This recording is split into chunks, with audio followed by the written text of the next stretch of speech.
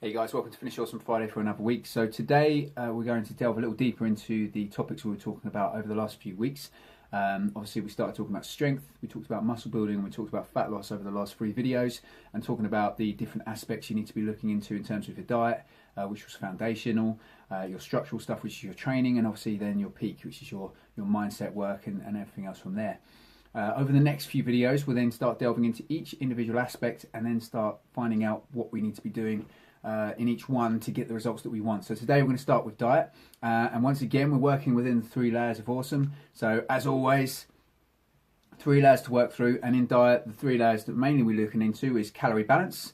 Okay, then we're looking at the macros, and then we're finally looking at different ways of manipulating your diet to get results that you want, sort of the little stuff at the top, sort of supplementation and dietary compositions and stuff like that. But mainly what we're going to be talking about today is that calorie balance, okay, that foundational element of the 3 layers of awesome that we always work to. So in terms of calorie balance, what does that mean? So obviously we've all heard it to death, but yet still in this day and age, with all the information there, all the free information given, and things that we've discussed before here at UP Performance, people still don't really understand it, or if they do understand it, they kind of don't want to do it. But the fundamentals are there for everyone to see. If you use a lot of energy and you control your calories, then obviously you can manipulate your weight, either losing it, gaining it, or maintaining it, depending on how much you do on either side.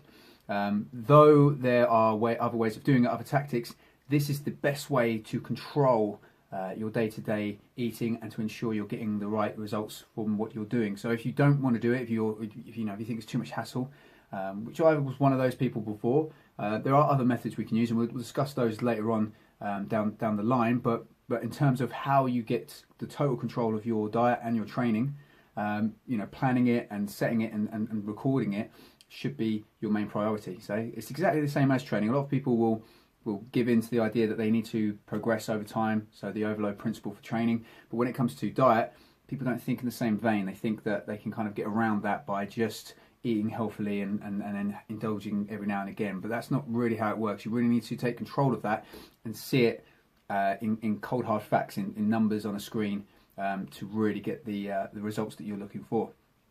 So how do you work out your maintenance calories? That's probably the biggest question. There's lots of calculators out there. How I like to do it is a more simple variation. So we're actually looking to times your body weight in pounds by a certain number, and that will give us a daily sort of calorie target to hit. Okay, so this is the system we use here at UPeak with the Efficient Nutrition System. Simply basically taking your weight in pounds and timesing it by a certain amount, between 8 to 20 will give you a set calorie amount that you have to hit, and then from there you do that until you achieve the goals you want to. So obviously to lose weight, we're looking between 8 to 12 times your body weight in pounds. Maintain weight is generally going to be around about 13 to 15, and gaining weight is going to be between sort of 16 to 20. Now that will be for people that train at least sort of 2 to 3 times a week, have a fairly hectic lifestyle and stuff like that. But what you need to understand about calories really is that no calculator is going to give you your exact number that you need to achieve your total daily energy expenditure. It's always going to be a guesstimation, and it's always going to be different from person to person. And the number you get as well, what you have to understand is that our bodies don't obviously work by one particular number, and that is our maintenance point, and then everything above or below that will change the scale weight. You'll still be working within a range. So all we're trying to establish here when we're trying to work out our maintenance is what that range is, or where we fall within that range. So it's always best, I always say to people, to start at the lower end of maintenance, say 13 times body weight, do that for a week and see what happens to their weight. And if they gain weight, we know it's above maintenance. If they lose weight, we know it's below maintenance. And if their weight maintains, then we know we've hit the right sort of point. Okay? If they're obviously losing weight, we can step up to the 14 times or 15 times until we find that point. And it sounds a bit, hit and miss, but unfortunately that is the way that, nutrition is. You're not going to nail it straight away, and, not all the time anyway. And it's never an exact science. It's always going to be, different person to person. And you need to make sure that you're hitting your own particular calorie balance. There's never two the same, no matter even if they're the same age, the same amount of activity, the same amount of training per week. They could still have different metabolic rates and different sort of calorie numbers to hit. Okay, so best thing to do, just start simple, times your body weight in pounds by, 13 to 15, track your calories through the week, then track your weight and see what starts to happen. If you're maintaining weight at that particular amount of calories, then you've hit a maintenance level calories, and the good thing then is you can then start manipulating it from there. How you manipulate it obviously will then come down to your goals. So obviously you can lower it down, and I wouldn't recommend anything lower than 8 times because it starts getting really, really stupidly low. I very rarely will venture past 10 times my body weight, and I can lose, the 1 to 2 pounds per week, generally through the weeks on that particular multiplication. But you may find you have to go down to 9 or even 8, and I find some of my female athletes that is the case. They'll need to go down a little bit further than the male athletes. That male athletes are able to lose at a higher level of calories from there, and that's just because the weight and the metabolic response of the muscle and everything they have with them means that their metabolic rates are working at a little bit of a higher rate. But generally speaking, that will work from there. And in terms of gaining, again, if you're a lean individual that struggles to put on weight, then obviously going up to 20 times your body weight is not going to be as much of an issue as someone who is carrying a bit of excess weight, maybe over 20% body fat. They should probably venture a little lower down the line if they wanted to gain mass. But personally, unless you're a female, as I say, if you're a male and you're over 20%, then your goal should probably be to lose that weight first, to lose that fat mass, and then start building once you're a leaner sort of number. Okay. So obviously the goal here is, once you've found out your maintenance, then the goal is the law of averages. So how we like to do things at UP Performance, and how I personally enjoy doing things, is to always ensure that I'm hitting a weekly average, rather than think about it just in that one day, because one day doesn't make a difference. If you eat, if you're, for example, we're going to use 1500 calories here, so let's just use 1500 calories. If your daily energy expenditure is 1500 calories, then if you had 1800 calories on that one day and then had 1500 calories for the rest of that time, it probably would not make any difference to your scale weight. You'll slightly go over that one day, but if you evened it out over the week, generally speaking, you might add a little bit of weight to the scale, but nothing crazy. Okay, it's the accumulation of excess calories over the weeks that add weight onto people. So if you had 1800 calories every day, over the week, you would undoubtedly add a bit of weight on from there, maybe a pound to 2 pounds from there. Okay, so you've got to think of it a little bit longer term than just that number that you get. We like to work by total weekly amounts. So when I work out my 1500 calories, for example, I would then times that by 7, and that will give me a weekly amount, and I'll explain that a little bit more in detail in 2 seconds. But first and foremost, the first way you can break it down, obviously, once you work out your maintenance, is the same everyday sort of setup. So for this one, as we use here, the average we want to hit is 1500 calories. So if I eat 1500 calories every day, whether I train or whether I rest, okay, that's what these little symbols here are stating.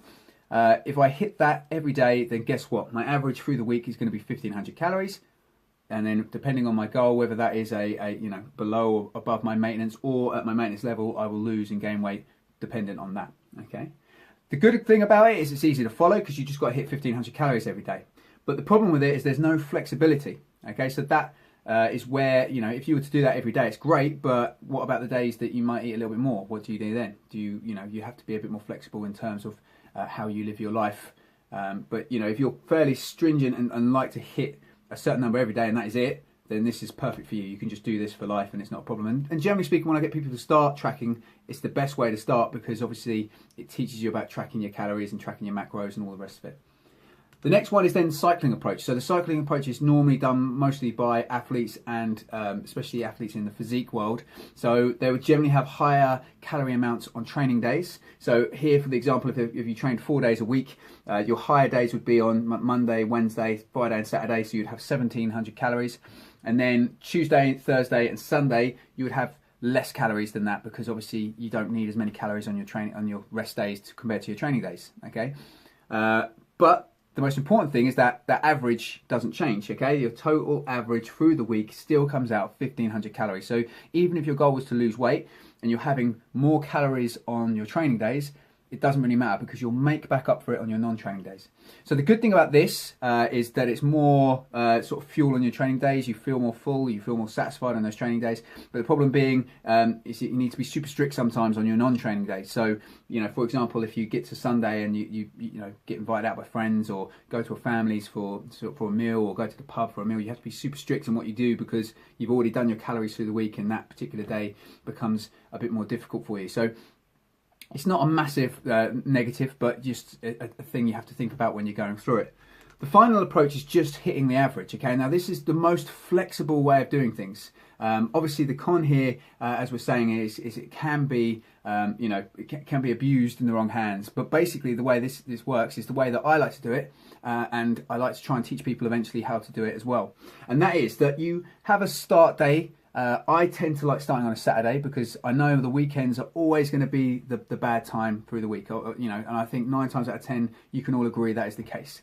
So when I start on a Saturday, my day starts on a Saturday, I work out my weekly average, okay, so I work out this 1500 calories a day, I add that up, and I'll show you the calculator in 2 seconds, but from there I can then say, right, I come out on a Saturday and I ended up having 2000 calories.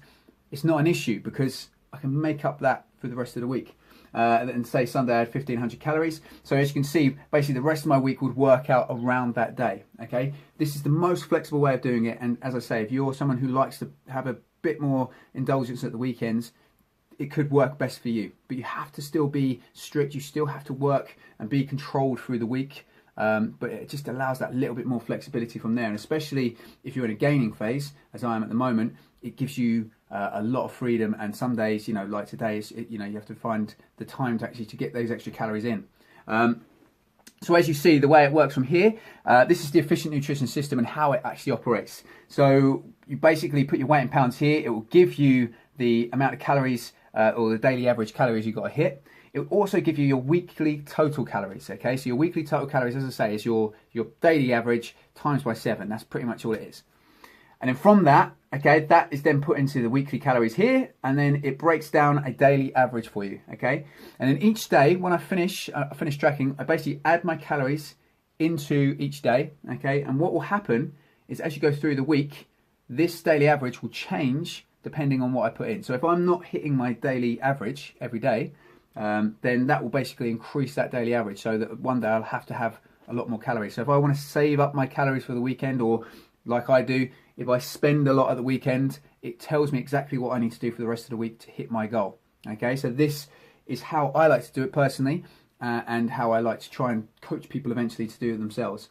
It allows the most amount of freedom, as I say, but what you have to be really careful is you don't abuse it, because it can be abused quite heavily. But it does allow you, even when you're in a fat loss phase, for example, like I was before my holiday just recently, I still was able to enjoy dessert every evening. I was still able to have something sweet and tasty, and you know, a lot of that was cake and you know, Nutella and things like that I really enjoy in the evenings, and still maintain and get the goals that I wanted to get for that particular holiday, because I controlled it and I did it in the right way. So the main thing to take out of calorie balance, it's not really as important as how you do it. As long as you're hitting that weekly average, that daily you know, average from there, you'll get the results you want. And then from there, you know, you can increase or decrease it to fit those goals. Okay, guys? So if you're interested in the efficient nutrition system and want a little bit more information about it, obviously you can message below, get in contact with me, or speak to me in person if you see me around the gym. But the main thing with that is that, you know, if you are a person that wants to see results and still enjoy your food and still do things, the most important thing to make sure is that you're just getting that calorie balance right. Next week, we're going to discuss the next stage, which is then your macros. Okay, guys? So have a great week and just be awesome. I'll see you later.